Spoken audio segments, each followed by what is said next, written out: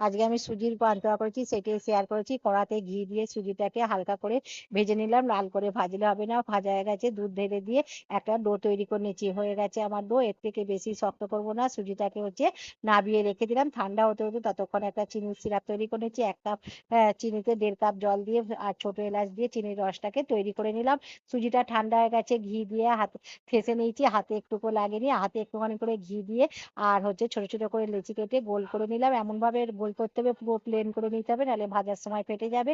ছোট এলাচের দানা দিয়ে গোল করে নিয়েছি। তেলটা গরম হয়ে গেছে, পান্তুয়াগুলো দিয়েছি, দিয়ে লাল করে উল্টে পাল্টে ভেজে নিচ্ছি। খুব বেশি কড়া করে লাল করবো না, এরকমই লাল করেছি। এবার চিনির রসের মধ্যে পান্তুয়াগুলো দিয়ে দিলাম।